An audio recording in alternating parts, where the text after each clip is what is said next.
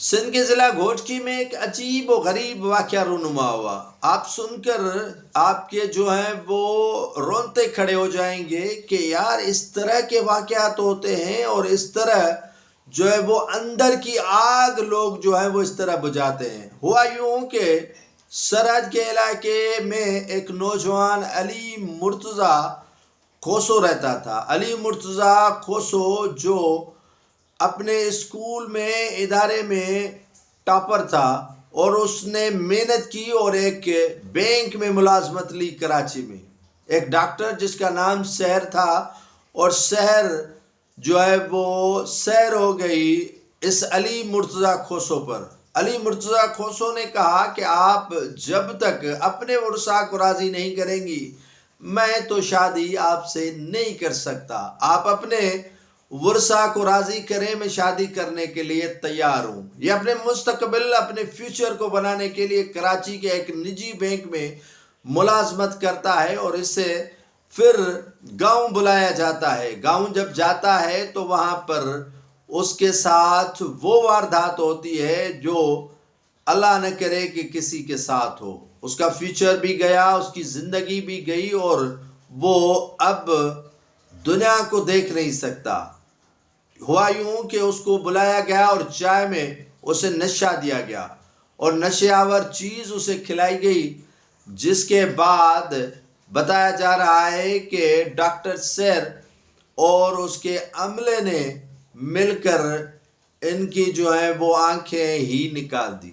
آنکھیں نکالنے کے بعد اس کے زبان پر جو ہے وہ کٹ دیے گئے اور اس کی زبان زخمی کر دی گئی اور اسے جو ہے وہ ایک فصل میں پھینکا گیا۔ 15 روز تک جو ہے وہ اس معاملے کو چھپانے کی کوشش کی گئی، کیونکہ پولیس سچائی پر چڑھتی تو شاید معاملات اسی روز حل ہو جاتا۔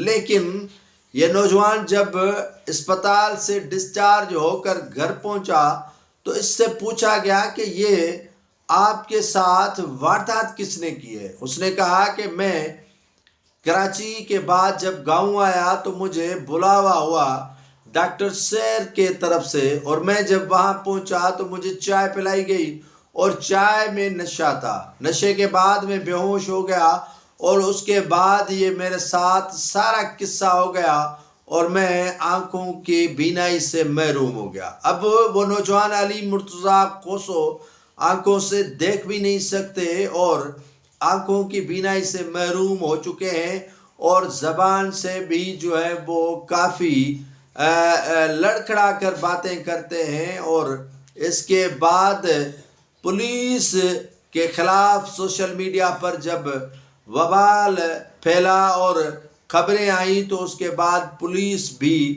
تحرک میں آئی اور ان سارے ملزمان کے خلاف مقدمہ درج کر لیا گیا، لیکن وہ پولیس کی گرفت سے دور ہیں اور تاحال ڈاکٹر سحر کو گرفتار نہیں کیا گیا اور ان کے جو بھی سہولت کار تھے ان کو آزادی مل گئی ہے۔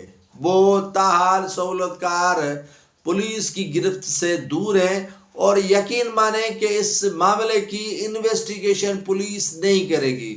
کیس یا تو خراب کر لے گی یا تو کیس کو ایسے ہی جڑتو بنا کر چالان پیش کر دے گی عدالت میں اور ملزمان کو مل جائے گی ضمانتیں۔ ایک نوجوان جس کا ذہن میں فیوچر تھا اور وہ خواب سجائے ہوئے کراچی میں آیا تھا اور وہ خواب کی تکمیل کرنے کے لیے محنت کر رہا تھا، لیکن اسے کیا معلوم تھا کہ وہ گاؤں جائے گا تو آنکھوں کی بینائی سے بھی محروم ہو جائے گا اور اس کی زبان بھی کٹ جائے گی۔